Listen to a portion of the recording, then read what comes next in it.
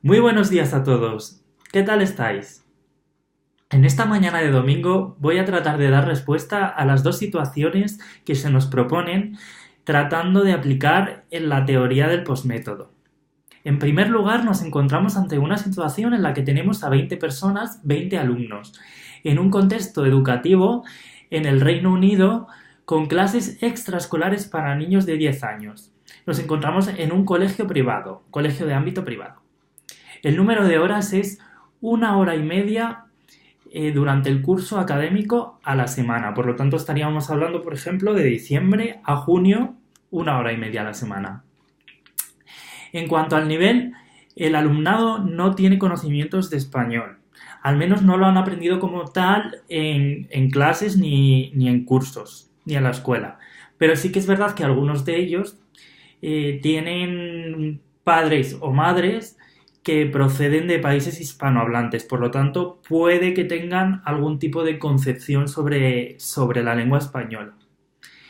De nacionalidad todos ellos son británicos, algunos de ellos tienen padres por lo tanto de diferentes procedencias, como ya hemos dicho.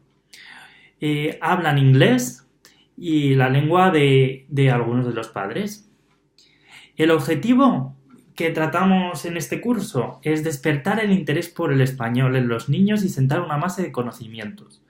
Para establecer un objetivo un poco más específico, diríamos que se trata de que los niños estén a gusto y estén contentos con las clases para que prosigan durante los cursos siguientes. Tenemos unos materiales tasados, que es el libro del curso, y materiales complementarios para hacer manualidades.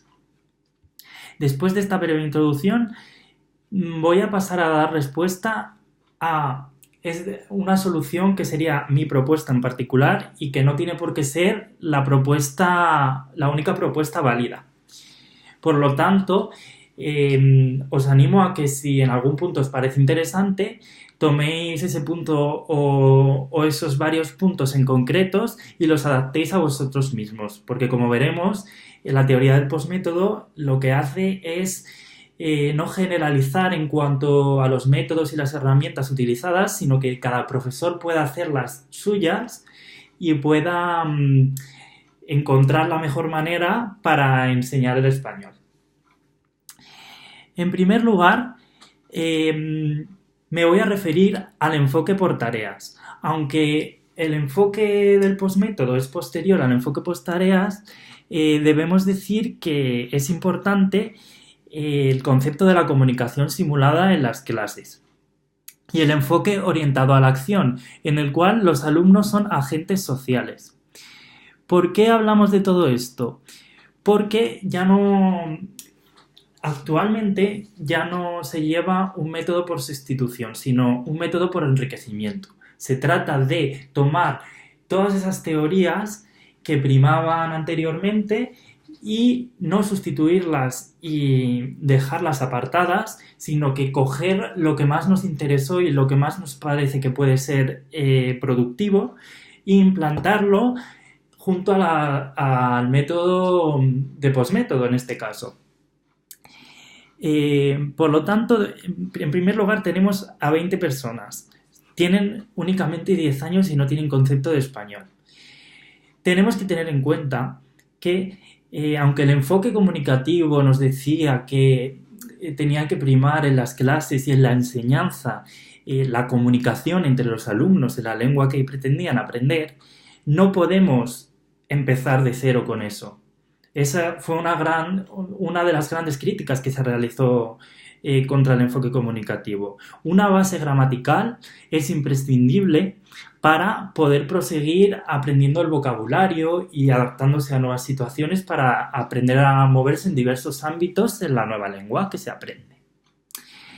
Por ello, mi experiencia como profesor me ha otorgado la opinión de que debemos enseñar una base gramatical, pero hasta un punto.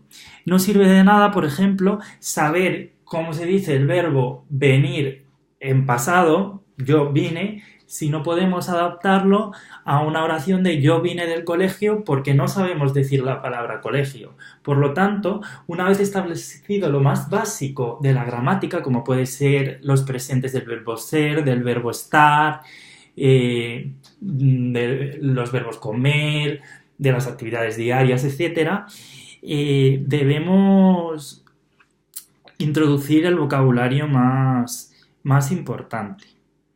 Para ello debemos emplear actividades didácticas que sean fáciles y atractivas a los niños. Hoy en día, por ejemplo, para los niños desde muy pequeñitos empieza a ser muy importante el tema de la música. Por lo tanto, todo lo que tenga que ver con canciones les va a resultar atractivos. Un ejemplo que yo considero muy bueno es la utilización de una canción que nos podemos inventar o podemos buscar, ya que yo sé que existen varias, sobre las partes del cuerpo. Es una canción en la que simplemente se van nombrando todas las partes del cuerpo. ¿Y de qué se trata? De hacer una especie de coreografía en la que tanto el profesor como los alumnos vayan encontrando y tocando la parte que se va nombrando. Por ejemplo, rodilla, brazo, cabeza. Así, pero con una sonoridad especial más atractiva. De tal manera que, por ejemplo, durante, quizá no la primera clase, pero durante la tercera semana, al final de la clase, todos los días se podría repetir esto. De tal manera que sea como un poco la meta de la clase, ¿no? La meta en el sentido metafórico, de que todos saben que al final de la clase se va a hacer esa representación tan divertida y lo esperan, ¿no? De esta manera se acabarán aprendiendo muy bien las partes del cuerpo y sabrán distinguir entre una rodilla, un pie y una pierna. Además de eso, también podríamos preguntar de vez en cuando ¿cómo se llama esto? Para que el alumno respondiera codo. Ya no solo dentro de la propuesta de la canción, sino aparte para que sepan extraer los conceptos aprendidos en esta canción. Esto sería nada más un ejemplo. Los materiales que tenemos son dados, pero en la teoría del postmétodo se dice que cada profesor debe adaptarlos. Por lo tanto, todos esos materiales complementarios para hacer manualidades podemos ver los que más nos interesan, podemos hablar un poco con los alumnos, ver lo que más les gusta, qué tipo de manualidades y poderlo adaptar un poco a los nuevos tiempos. También, por ejemplo, estaría muy bien hacer una lectura fácil dentro de lo que cabe, incluso nos la podemos inventar nosotros si no encontramos nada que sea adaptado, sobre el nuevo libro de moda, algo que les puede atraer. Esto va a producir el despertar de un interés en los alumnos sobre el aprendizaje de español. Por último, tenemos que decir que, como ya hemos dicho, lo que más prima en este caso no es pasar de un nivel 0 a un nivel intermedio. No, eso es imposible.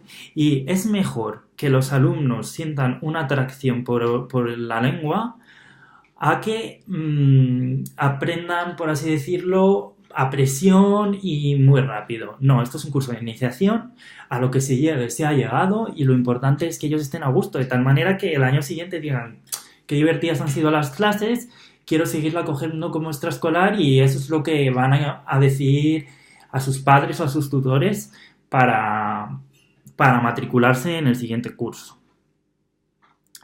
Además, el hecho de que tengan padres de diferentes nacionalidades nos ayuda a poder realizar actividades multiculturales que, bueno, pues por ejemplo podemos preguntar la frase ¿de dónde viene tu padre o de dónde viene tu madre? Para que cada uno pueda hablar un poco dentro de las limitaciones que tengan, pues de dónde provienen sus raíces.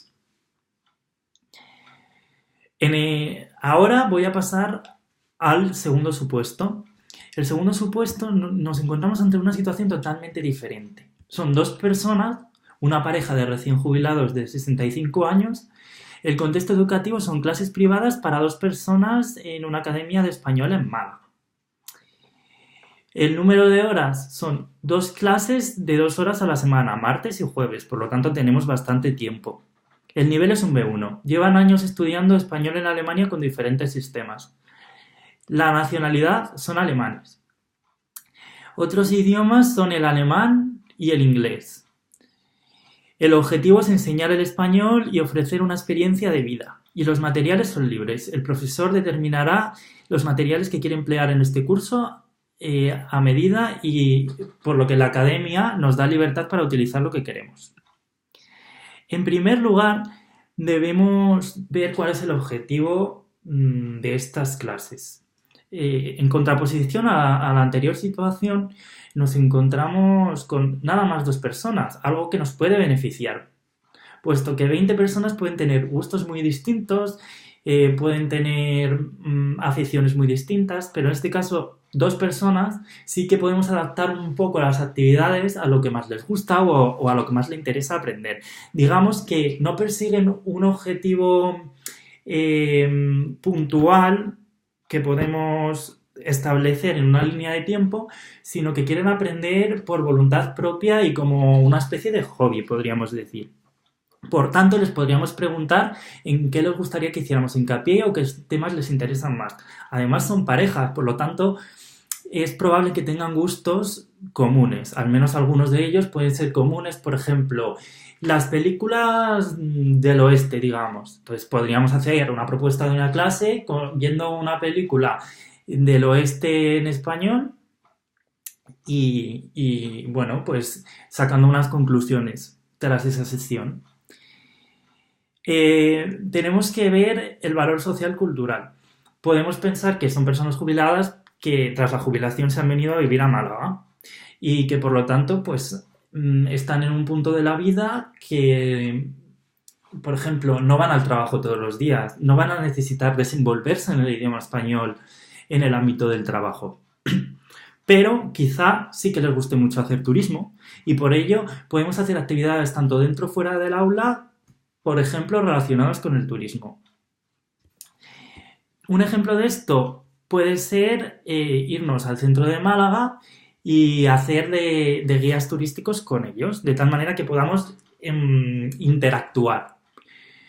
Pueden hacer las preguntas que tengan al respecto y bueno, nosotros en realidad no somos guías turísticos, pero podremos responderle hasta lo que sepamos o podremos buscar información en el momento, etcétera. La experiencia como profesor me ha dicho que siempre hay que obtener mucho feedback de los alumnos, ¿no? ¿Cuál es su opinión sobre lo que estamos enseñando? En este caso, tanto por la edad que tienen como por el número de personas que son, lo tenemos mucho más fácil. Son unas personas experimentadas en la vida que han vivido diversas cosas, por lo tanto, tienen una opinión seguramente sobre las cosas bastante construida.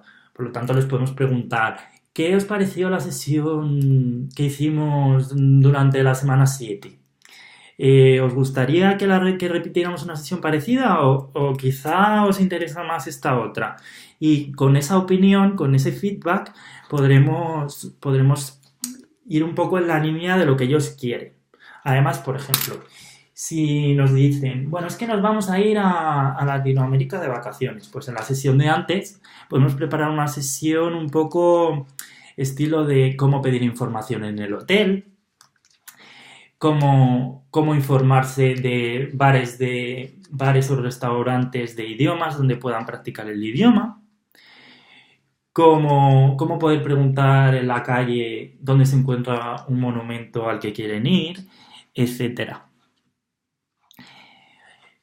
Por todo ello, digamos que tenemos bastante margen de invención y de propuesta de nuevas situaciones metodológicas para la enseñanza del español en este caso.